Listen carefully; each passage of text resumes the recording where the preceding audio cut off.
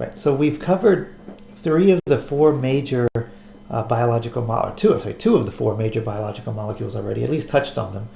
And another we're going to talk about today is lipids. The four major biological molecules are our nucleic acids, which we haven't discussed yet. We'll get to those soon. Proteins, which will come up very soon. We'll start talking about nitrogen. And we've already talked about carbohydrates. Right? And the fourth of the group is called lipids. Right? Lipids quite unique from the others in this group, in that it's not like the other molecules that form long polymer chains and they're grouped together. They're made up of different variations on a subunit, like amino acids and nucleic acids are, or even long chain carbohydrates which are stuck together. We talked about polysaccharides. Lipids are quite different in that they don't form long polymers by covalent bonds. They just associate with one another because they're rather associate with each other, being lipids, being oil-based and not soluble in water, than they would with water molecules or polar things. And so we'll learn what they are, some basics about what they are in the next couple lectures. But I want to start off with a description of why this is important for your careers in healthcare. And it's this fact that if you take two glass plates, imagine taking two very flat glass plates, right, or two dishes that you're washing in the sink, or something flat, right, you put them next to one another. And there's a thin layer of water between them, right? And if you tried to pull them apart, it's very, very difficult to pull them apart. So you can imagine two little glass panes, and if you put them right next to each other with a thin layer of water between them, just enough to keep it wet in between, then it's very difficult to just pull those apart. You kind of have to slide them apart. But if you add a little soap, right, or a little detergent to it, then it's a lot easier to pull those two apart. It may still be quite difficult, but it's easier to do than if you didn't have the soap there. And that's what's happening in your lungs as you develop it towards the latter part of the pregnancy and towards childbirth. Around week 25 or so, on average, your lungs start producing your surfactant, right, which is a lipid, right? And the reason for this is because once you're born, the lungs need to fill with air. And if you can imagine, it's like those two glass plates. The lung tissues are stuck together. They're collapsed, like you see in the picture here. They're collapsed, the alveoli. And to pull those two membranes apart, those lipid layers, those membranes apart, pushing air in there alone will not do it. You can't get enough air pressure in the lungs to expand those without disrupting the lung tissue itself. So the way the body adjusts for that is it starts producing these lipids, right? So you make these around week 25 or so, you begin to start making them, and by about 35 weeks or so, you've made enough to, if the airways were inflated, that the alveoli will pop open, right? So they won't stay closed. And you need them to open in order to get effective gas exchange. So that's why we're always worried for premature births. The number one concern is, will they be able to breathe? And it's not a matter of putting a breathing tube down their neck or pumping enough air into the lungs. That's not an issue. We can do that. It's a matter of the alveoli themselves will not expand, no matter how much air pressure you put on them, because they're stuck together. You need some kind of liquid or detergent between the two. It's called a surfactant that we make. And so this was a problem before about 1970. If you look at the deaths down here, this is infant mortality syndrome, infant mortality distress syndrome. So before the 70s, there were quite a few child who were born and just died because they couldn't breathe. And it's because their airways would not expand. And it's most likely they were preemies, right? Because they had not developed this yet. And they thought once the child is mostly developed, you just have to pump air down their airway. But it's not true. And so after around 1970, they developed this test. I can test for the amount of this surfactant in there. It's called lecithin, and another one is a sphingomyelin, right, which is rather constant throughout, but the lecithin is what's made later on to help these alveoli expand. So around 1970 or so, they developed a test, and it detects the lecithin to sphingomyelin ratio, or LS ratio. You may have heard this before if you worked in a preemie ward of the hospital. So before about 25 weeks or so, there's hardly any lecithin made, right? So the lungs cannot expand. By the time you get closer to 25, 28, 30, 32 weeks, the amount of lecithin that the fetus makes spikes, right? So that that if it is born early, meaning within that time frame, then the alveoli will expand if exposed to air, right? And so it spikes around this 32 weeks or so. After that, the latter weeks of pregnancy, the last 5, 6, 7, 8 weeks, is basically just putting on weight, right? So it's just the child preparing for life outside of the uterus. So we have to have at least a 1.5 ratio, right, to be confident that this child, when born, would be able to breathe on its own. If it's much below that, then it's very unlikely. So you may hear of giving steroids or giving surfactants to help the lungs inflate if it's really early on. Right, so you guys were born in later regions, and this isn't much of a problem anymore because you can simply grab the amniotic fluid. Right, it's a very non-invasive, safe test. It is sort of invasive. There's a really long needle involved, but you stay away from the fetus with sonogram guidance. But you take some amniotic fluid, and it'll tell you how much lecithin and how much sphingomyelin are there. And I actually have a lab I proposed for doing this, and we obviously didn't implement it this semester because of all the remote learning we're doing, but we have lecithin, we have sphingomyelin on the shelf in the lab. We can mix ratios of those and give them to you as a mock amniotic fluid. I'll even warm it up if you want me to, right? But it's a pretend, it's a mock fluid, and you're to test the ratio of the two and determine would this child be safe to be born today. And that's routinely done in the hospital. So let's talk about some of these things that are lipids and what makes them not water soluble. Okay, so the first one we're going to talk about are the very simple ones called fatty acids. We just finished talking about esters and carboxylic acids, so I'm going to introduce the molecules here that have those features. So as you can see below in the picture, this is a very simple fatty acid. Right, one end of it has a carboxyl group, right on the right here. There's our carboxylic acid, so that's why it's called an acid. And it's called a fatty acid because it's not soluble in water. Look at all these carbons. Yes, carboxyl groups make certain things of short carbon length rather soluble in water if it were 2 or 3 carbons or 4 carbons. But if it's rather long, like this one, say 16 carbons, or anything over about 7 or 8, it's not going to be very soluble in water.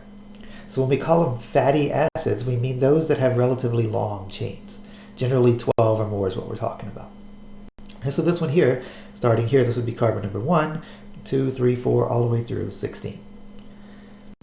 Right? And you aren't going to be asked to name this with a common name, which is palmitic acid, but you may hear that in common discussion or on food products or in the medical field. You talk about some of these names, but I'm not going to make you learn for this class. Or hexadecanoic acid, which means 6 plus 10, 16, decanoic acid. You don't have to learn those as well. So we're kind of through with the IUPAC names for this lecture, and I'm going to have a very simple way I want you to remember this, because it's the only thing you need to know about it. It is a fatty acid. You have to remember it has this functional group, but everything else looks like alkane, right? Very simple. So the only important things to remember about a fatty acid is that it is an acid group. It's got a carboxyl group, and how many carbons it has. So the way I'm going to have you memorize the name for this is going to be on the bottom left over here. We're going to call it a 16-0 fatty acid. 16:0. The first number represents the number of carbons in the chain, 16. Right? And the second number represents how many carbon-carbon double bonds it has. This has none. Right? This is a double bond, but it's not between carbons. Right? It's part of this carboxyl group. So if I ask you to draw a 16-0 fatty acid, this is what you'll draw. So much, much simpler names than what you've been doing. You may be happy for the relief on all the complicated names, but this is not always a 0, and we'll see how that plays in just a second. A simpler way to write this, which takes up quite a bit of the page here, is to write it like this below. This is the same thing. You may have seen this when you talked about polymers. If I put this in parentheses, it means do what's in parentheses that many times. So since there are 2 carbons within the parentheses, these bonds just mean it's going to the next thing. So you draw the parentheses through the bonds. So there are 2 carbons within the parentheses, so do this 7 times. That means 2 times 7. There are 14 carbons represented by this little feature. There's the 1 over here that started it all, and there's the 1 on the end. That's a total of 16. So 2 times 7 here, 14, 15, 16. Of course, this is number 1, and this is number 16, and these in here are numbers 2 through 15. So this feature here, this drawing here represents the same thing as this. Is everybody okay with this really simple way to name things for this part? You don't have to worry about long names anymore, at least for fatty acids. Or any questions on this part?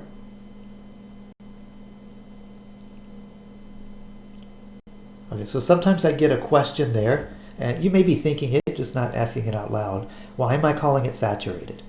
There is a double bond. There's a site of unsaturation. I agree with you, right? As far as the formula for this would go, you would take into account this double bond. So you do 2n plus 2 and then a minus 2 for this double bond. And I agree with that for getting the formula. What here, I'm not talking about sites of unsaturation for the formula. I'm calling it an unsaturated or a saturated fatty acid. Because I say fatty acid, I know this double bond's still there. I just mean there's no carbon-carbon double bonds when I call this a saturated fatty acid. And that's generally the way it's done in industry and in food and everything else, where they call it a saturated fat. They mean one of these carboxyl groups on the end, but no carbon-carbon double bonds. That's what I mean by this. So speaking of that, let's add one. What if we have a carbon-carbon double bond? We're going to call that an unsaturated fatty acid. And if it has just one of them, what do you think you're going to prefix this unsaturated with?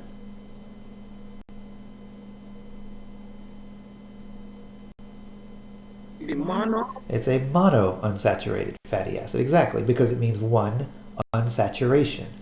When I say that, I'm not talking about this carbonyl down here. I mean carbon-carbon double bonds. Here's an example down below. Right? You don't have to name this as oleic acid or the cis-9 octadecanoic acid. That's not what I'm going to ask you to do. I'm going to ask you to draw it this way. Now you see this one got a little more complicated than the one before because it wasn't so simple. So this one, again, we count the carbons 1 through 18 here if you count them out. So I write 18, I put a colon, and then the next number describes how many carbon-carbon double bonds there are. There's just one. So I write 18 colon 1. Much like we did here with 16, 0, but this one requires no other information. But because there's a double bond, I need to know two things about it. Where is it? And is it cis or trans? And so that's why these other pieces are there. So since I wrote a 1 here, I need to know where it is. So I write a little delta sign, and then a superscript after the delta. This I need, however many numbers are here, 1 here, I need that many lists up here. If this were a 6, I'm going to have a list of 6 numbers up here. Right, so since there's only one carbon-carbon double bond, I write delta and I have to tell you where it is. And you just start counting. Here's 1, 2, 3, 4, 5, 6, 7, 8, 9. It's on number 9. Of course, it spans between numbers 9 and 10, but as you've learned, we label it by the first number in the chain. Since this is number 1, it gets number 9. Right? We don't count from this end. Right? We start counting from number 1 and we give it number 9. So it's an 18,1 delta 9 fatty acid. The only other piece of information I need about that double bond is it cis or trans? Right, so here's the double bond. Of course it can be because there are differences on this side and there are differences on this side. And if I follow the main chain, it stays on the same side of the double bond. It didn't cross it, like ending up here would be trans. Right, so we're going to call it cis. These are things you've done before. You can locate double bonds. You can tell me if it's cis or trans. You can count carbons. So none of this here is new. It's just we're putting it all together as this is the name I want for this molecule. It's more of a mathematical name than it is a word name. It's pretty easy to figure out what this is. If I give you this name, it's fairly easy to draw as well. So tell me the number of carbons, colon, the number of carbon-carbon double bonds, in this case 1, put a delta sign if this is not a 0, and then tell me where they are. In this case, there's only 1, so I just write 9. If there were 2 here, I'd give a list, like 9, 12, if there were 2 of them or something. And then in front of that, I have to tell you for each of these, what is it? Since there's only 1, I just wrote cis. If there were a 2 here, there would be 2 things here, like cis-cis, or cis-trans, or trans-trans, or whatever they are, just like you did with your other names. I list them in the order in which they appear in the molecule. Now you'll see lots of examples of this on your practice test. Okay, any questions about unsaturated fatty acids at this point, and how we named them?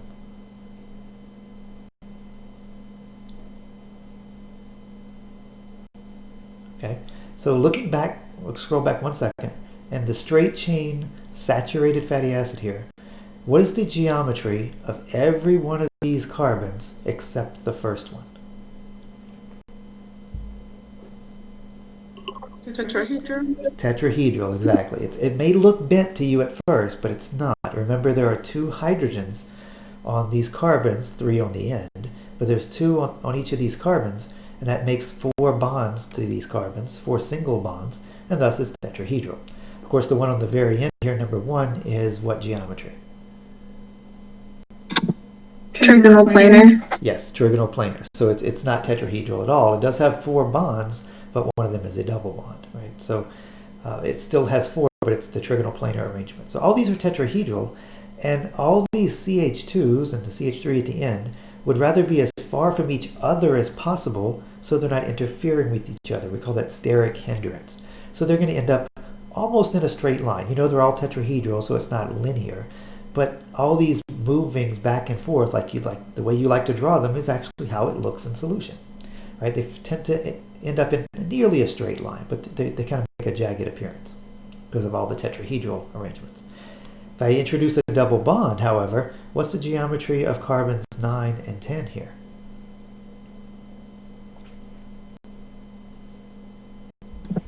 Trigonal planar. Trigonal planar once again, right? There's 3 Vesper groups.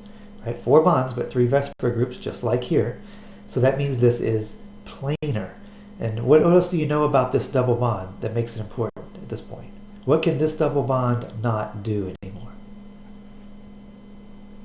that the single bonds can?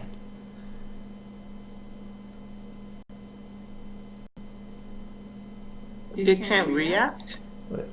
They can't react. That's not what I'm thinking, but this is simpler than reactions. What is a double bond unable to do that single bonds can't? Rotate. Rotate, right. They can't just rotate around anymore. This bond is fixed. And that's why we either have cis or trans, because if it were not fixed, it could just rotate and be trans. So that's why we call it cis, because it's unable to rotate into the other conformation. Whereas all these single bonds are free to rotate. Someone had a question? Okay, so the point of this, it being trigonal planar, like you said, is it's fixed. This angle is, you know, what? These were all 109.5 degrees, right? They tried to line up with each other. What's the angles here, here, and here?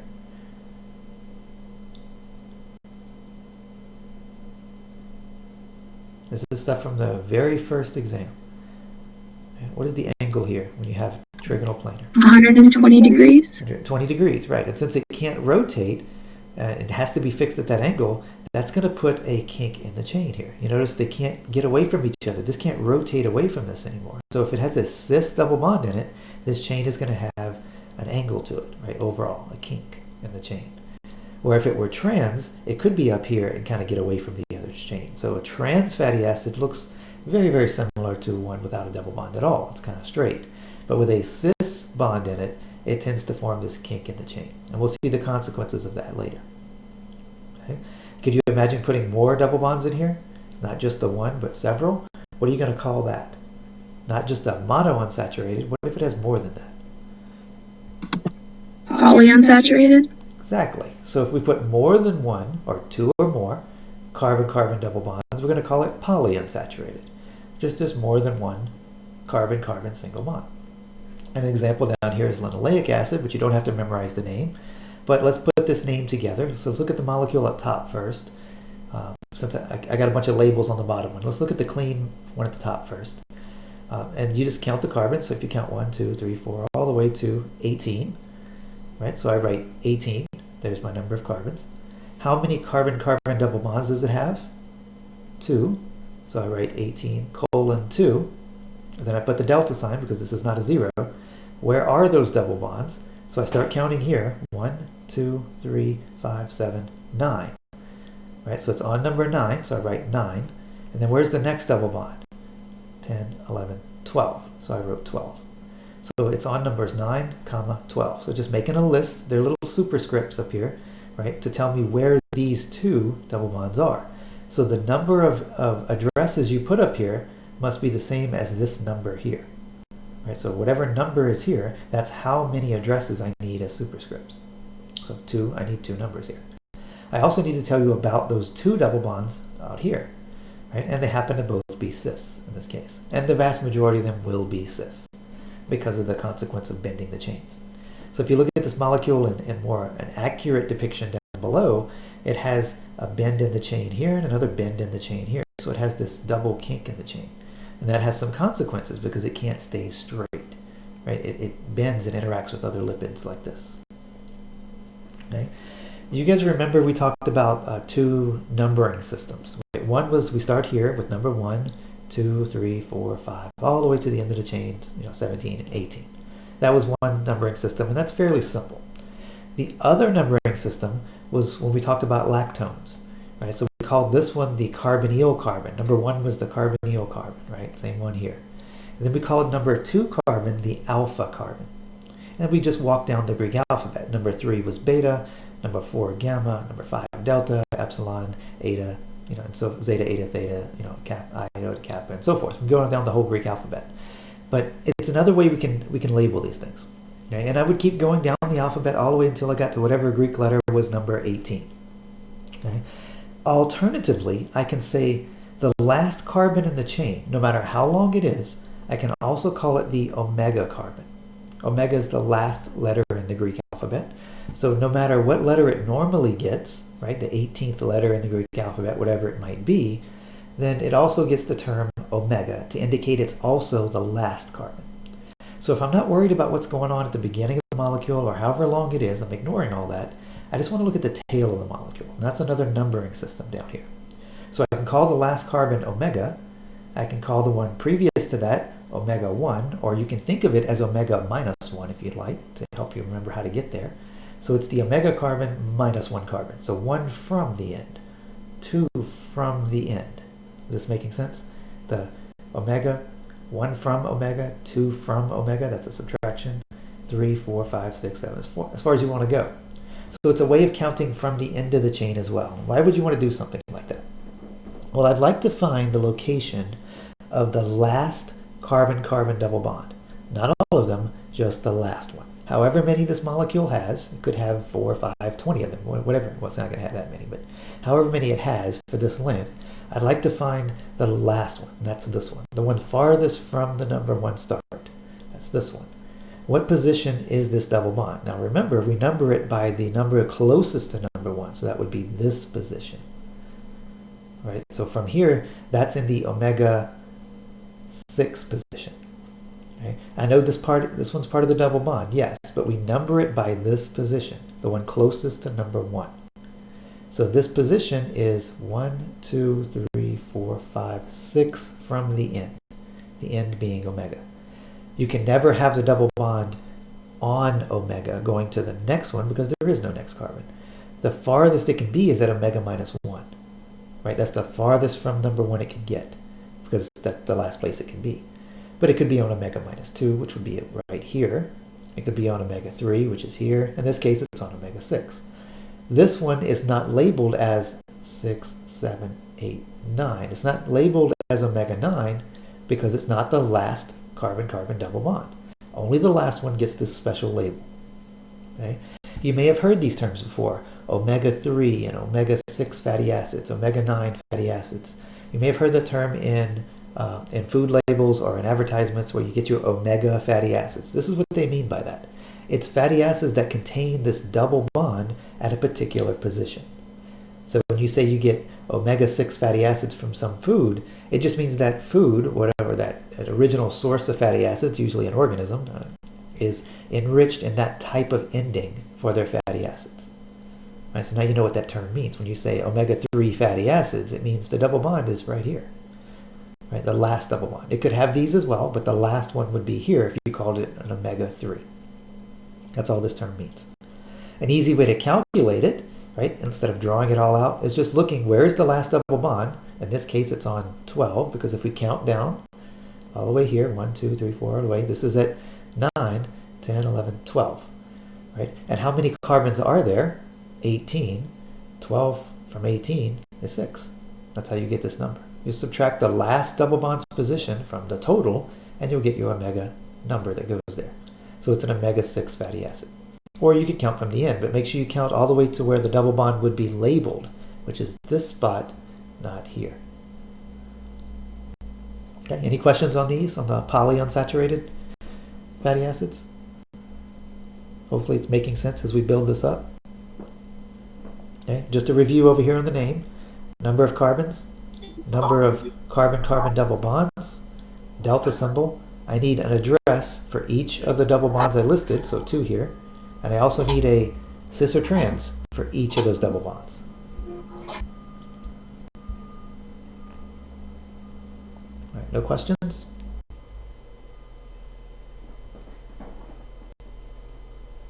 Okay. Right, so let's put these together then. What is a lipid? So we talked about fatty acids just now, but what are some other lipids we're going to talk about? And a lot of these are made from fatty acids. So lipids in general are not carbohydrate, not protein, not nucleic acids. They're not put together like those molecules. They're not covalently bound. A group of lipid molecules can come together and form a membrane, for instance, a layer in your cells. And they stay together because they exclude the water from the membrane. They'd rather associate with one another, being hydrophobic, than they would allow a water molecule in their midst, right? Because they're not going to interact very well. So they're generally insoluble in water. They do have a polar end sometimes, like those carboxyl groups, that kind of orients the membrane.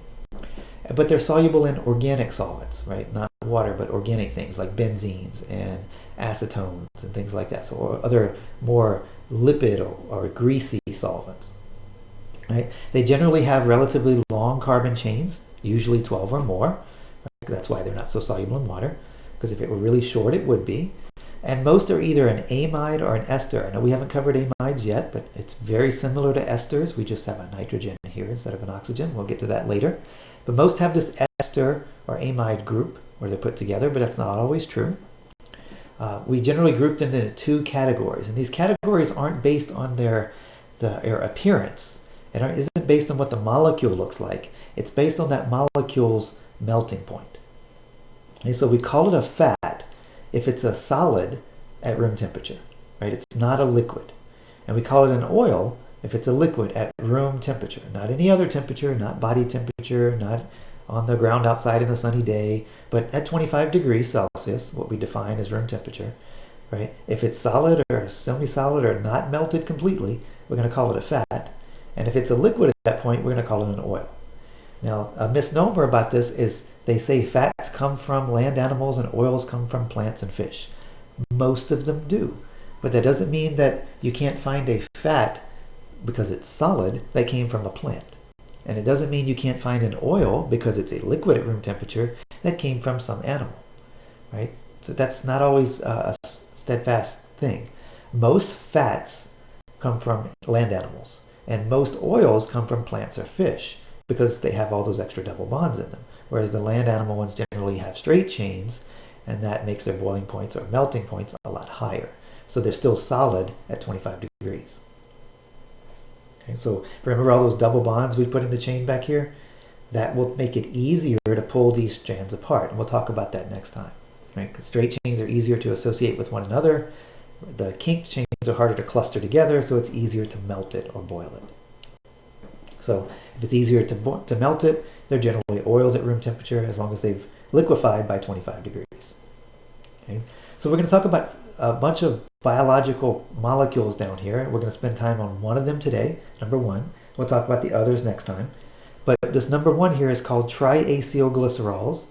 Sometimes they're often called triglycerides as well. It means the same thing, right? But triacylglycerol is a little more descriptive in your case, tells you what it's made from. So it's a glycerol molecule with 3 acyl groups on it. Right? What an acyl group is a fatty acid. Remember, if you look back, they are fatty acids. They're carboxylic acids. And if I were to mix this carboxylic acid with an alcohol, what product would I get? An ester. An ester. And that's why I said these are mostly esters. So they're going to be, there's an example of a triacylglycerol over here. And probably you can see already that it's got 3 fatty acids on it. And they're stuck to 1 triol.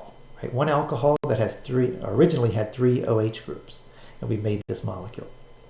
And these are mostly for energy storage, and we'll talk mostly about that today, saving these other things for next time. Okay, so let's make a triacylglycerol. So here's my 3 fatty acids I was just pointing to, right? And you could name these by counting the carbons. So these would all be what? If we count them, so it'd be 1, 3, 5, 7, 9, 11, 12.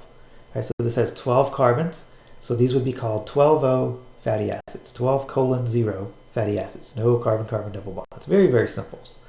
Over here, I have a molecule that's definitely an alcohol, right? So what is this molecule's IUPAC name? And then we'll tell you what its biochemical name is. So what's the IUPAC name of that molecule on the left?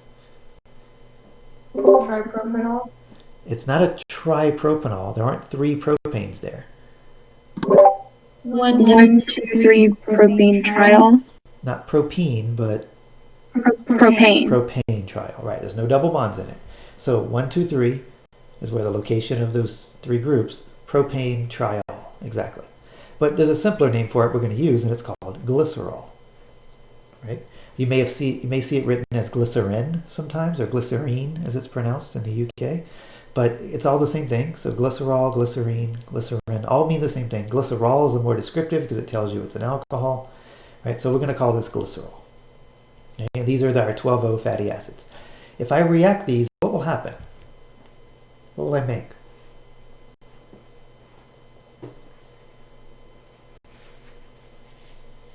A triglyceride. I would make a triglyceride, but I'm going to make what functional group when I put them together? An ester. An ester. And in fact, I'll make 3 esters, right?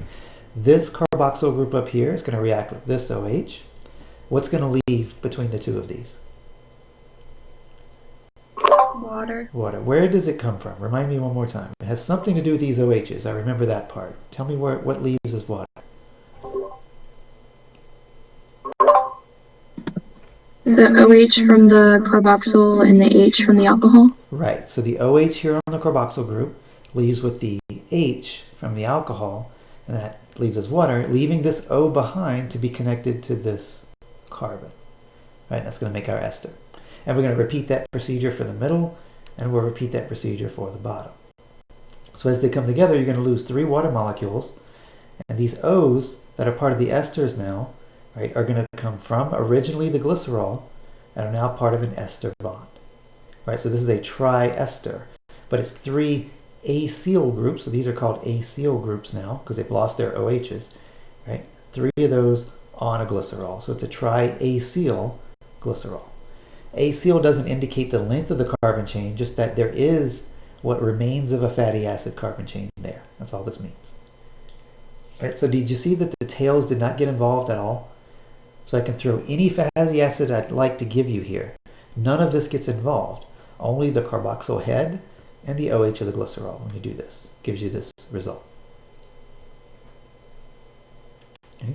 So I want to go over 4 reactions that these lipids can do. And you've seen all but one of these before. Right? The last one is a new one we're going to talk about. But you've seen all these reactions before in other scenarios.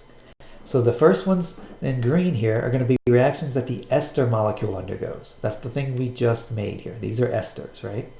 So what can I do to an ester? I can do basically one thing in 2 different ways. I can break the ester bond. I can turn it back into the substituent molecules that made it, right? Into the carboxylic acid and the alcohol. What is that called when you break the ester back apart? We've already talked about it.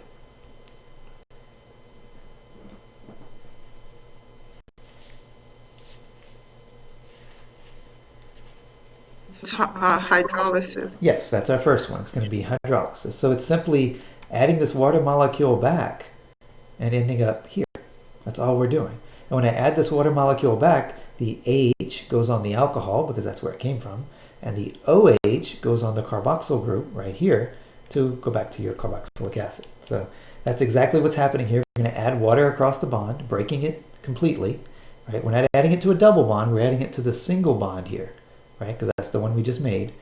And this is the reverse of putting it together. So esterification is putting it together. Hydrolysis is breaking it back apart. This is simply undoing what we just did. Very simple. We've seen this before when we talked about esters.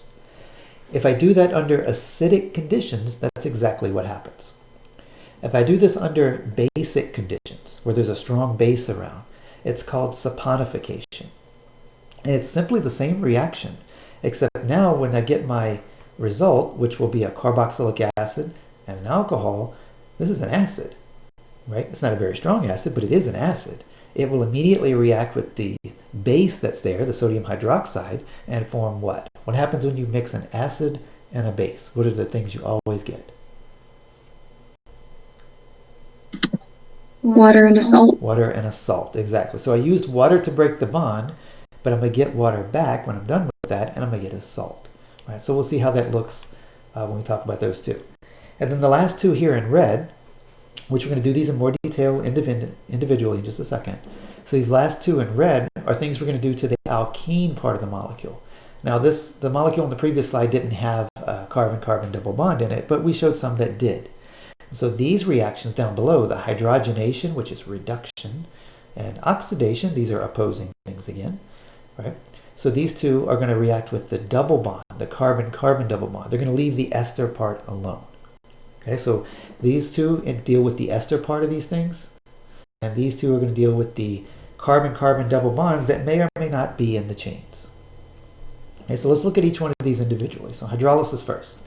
So here's our sample molecule we're going to start with. It does happen to have a carbon-carbon double bond here, so these three fatty acids that were used to make this were not all the same. This one was different from the first two, and that's totally common, right? It's easy to do. And then up here I had my glycerol, which put these three on it. Okay, so if I add water across these double bonds, I'm going to break this bond right here, this bond here, and this bond here. The O's from the glycerol are going to get an H, and the carbon, since I'm breaking this bond, is going to need another bond. It's going to get an OH. Right, so if I add the water molecules, they break right here, right, at this bond. This side gets H, and these get OH, and I'm right back where I started with my fatty acids. Three fatty acids, they're not all the same, but this was unaffected by this process, and I get my glycerol. It's so simple. It's hydrolysis, simply undoing the esterification reaction under acidic conditions. There's no acid involved here. It's just to make sure that this acid doesn't interact with a base. If there's a base around, it's going to interact with it. And that's the case for saponification. So in the case of saponification, I'm going to add a base like sodium hydroxide and water, of course. So when I add the sodium hydroxide or the water under basic conditions, the same bond is broken, but when I'm done, this glycerol looks the same, but the acid will have been combined with the sodium hydroxide to make this salt. You see, that's an ionic bond here, right? One's positively charged, one's negatively charged, and the water that was released was used to break the bond in the first place, right? So there's no net gain of water. So I get my glycerol again, but this time I get a salt instead of the fatty acid. It's the only difference between these two. And this is how we make soaps. I think I talked about in a previous lecture how you can make soaps out of this. Okay. Any questions on those two?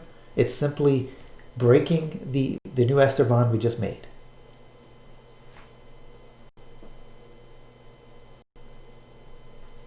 Okay, so let's move on to Sorry, go ahead. I have a question. I'm kind of confused on what you're adding to break the bond. Are you adding? I'm adding water. When it's a strong base. I'm adding water in both cases, but in the case of the saponification, when I'm finished adding the water and I break the bond and it looks like this, right? There is still a base around. Here, this was under acidic conditions. We call it hydrolysis.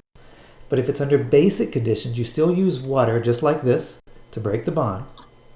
Right? The water goes in and breaks it into these parts. But because there's a base around, this acid reacts with the sodium hydroxide, right, NaOH, and I lose the H from here, not the whole thing, just the H from here, right, because it is an acid. That means you lose this proton, right, and the OH from the sodium hydroxide to make water, and I get a sodium oxygen ionic bond. So the only difference between hydrolysis and saponification is the pH, right? If it's under acidic conditions, you get the regular fatty acid back. If it's under basic conditions, you'll make this fatty acid salt. That is the only difference.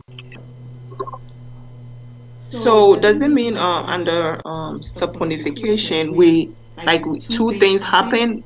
First of all, the water breaks the ester bonds, and then the sodium Hydroxide bonds with the fatty acid or whatever. You're right. The water will break the bond first, And then the next step is very rapid. It's an acid-base reaction, which happens very, very rapidly. You can't separate it into two discrete steps. One happens simultaneously with the other. You can think of it. But because it's simple acid-base, all we're doing is making a salt. Right? If you take the fatty acid by itself and you added sodium hydroxide, it would make this salt. Okay. All right. Any other questions on this part before we do the other two reactions?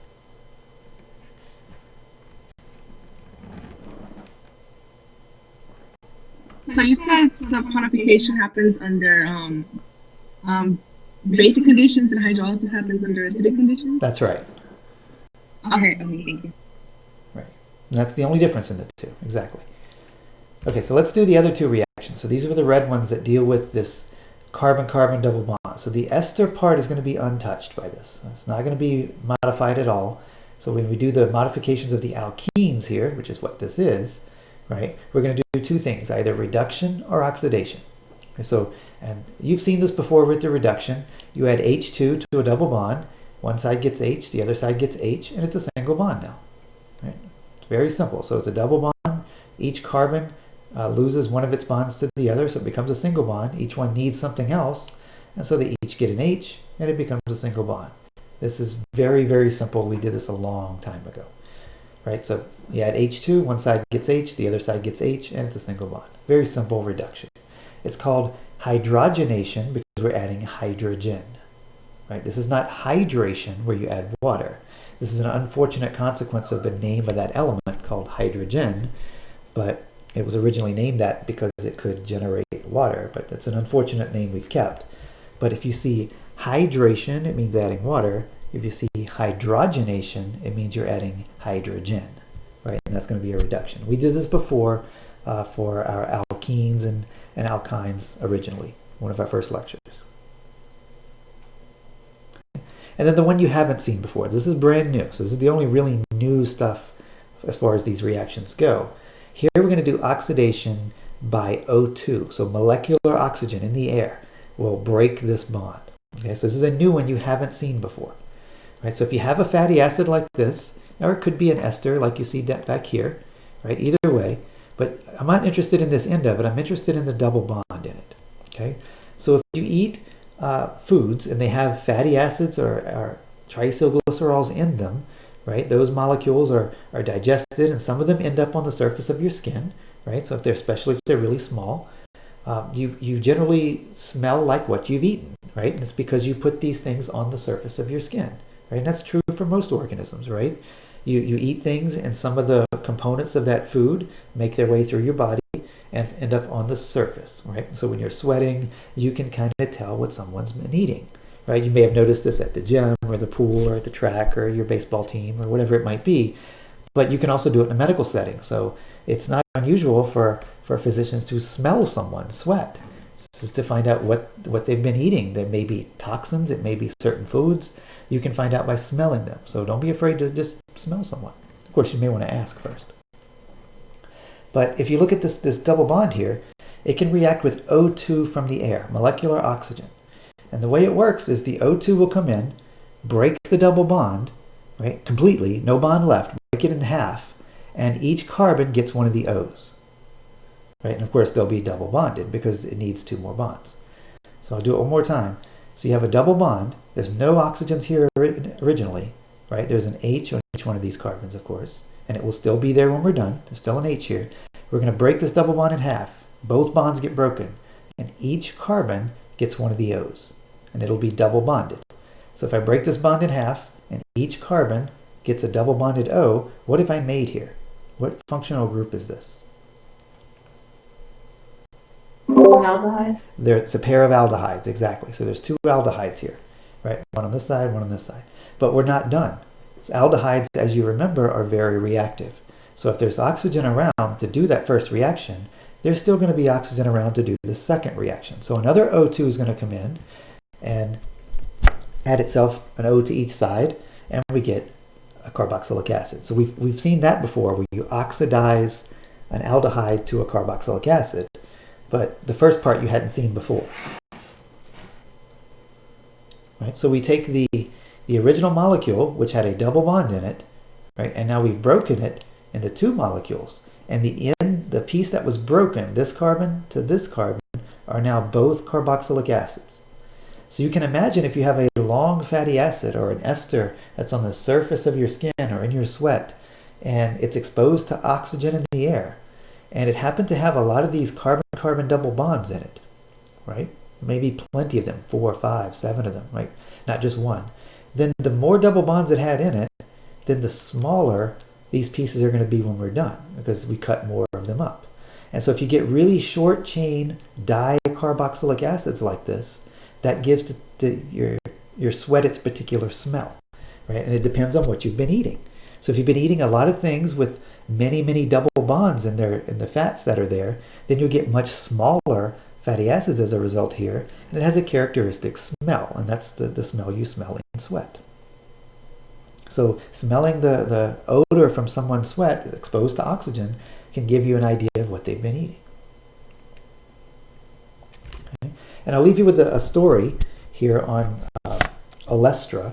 So this was originally developed much earlier than 1990s here, but finally got FDA approval in the mid-90s after a patent battle and everything else with Frito-Lay. But in the mid-90s, it was actually approved as an artificial zero-calorie fat substitute. What did this mean? Well, if you look at the bottom molecule here, our normal ester molecules look like this. We take a glycerol, and then we attached a bunch of fatty acids. You know this is not what the connection really looks like. You know it looks like an ester bond on each one of those. But I'm just giving you an idea of it's got 3 fatty acid tails stuck on a glycerol. Right? So the researchers here were looking for a fat substitute because you can digest this, right? And there's a lot of calories in this, and all these fats are there. And fats taste good, right? That's why we eat them, right? Because we also need some of them in our diet. But they came up with an idea of what can we put these fatty acid tails on and not make it digestible, right? It still tastes good, but you can't digest it and don't get all the calories from all those fats. So they thought, let's make this cheaply. What do we have laying around? It actually came out as an accident when they first made it, which many things do come out about that way. So they said, we got a lot of this laying around, right? So this is sucrose, right? The disaccharide we talked about previously. And like glycerol, it's got quite a few of these hydroxy groups on it. So what if they took these fatty acids and chemically attached them to all these OH groups to make them ester bonds like we did over here? And then you have this really big molecule, right? It's so large, in fact, that you can't digest it. You can't take it into the intestinal cells. So it tastes fine. Some people will disagree with that statement, where it tastes a little different than normal fats, and I agree with that. Sometimes it leaves an aftertaste and such. But it can't be digested, so 0 calories. So the benefits of this, you don't digest it, you get all the flavor, but you don't digest the fat. You actually bind up a lot of cholesterol in the food as well, and it binds all that extra cholesterol, which is also another lipid we'll talk about next time. Lipid things tend to clump together because they don't like to be dissolved in water. And it'll also remove a lot of cholesterol from your food and pass right through you. So the benefits of this was it could reduce your cholesterol intake, it could reduce the amount of calories in your food and still get all the flavor of the fat. Problem with it, though, is other fat-soluble things will also not be absorbed because it'll be dissolved in this fat globule that's forming. So those are your fat-soluble vitamins, A, D, E, and K. So when this was first approved in 1996 by the FDA, they required the Frito-Lay company to fortify the foods that were made with this with vitamins A, D, E, and K. And it wasn't to make them better for you, it was to prevent the loss of those vitamins. Because if you're eating this and you have A, D, E, and K in your diet, which you should, right, it's not going to be absorbed as well, just like the cholesterol wasn't. So they fortified these potato chips with extra A, D, E, and K. And of course, the marketing people got their hands on it, of course, instead of saying these were fortified with this to prevent loss of these vitamins, they just said they were fortified with it, which gives them the false impression that you're getting more of those vitamins absorbed, which you're not. Eventually, they were allowed to say that, and FDA approved it. But over time, the use of Olestra has dropped. You can only find it in a few foods now, like the light Pringles chips or the regular Frito-Lay light potato chips still use it. And it's banned completely in the EU and in other countries, but rarely do you find it anywhere else in the US today.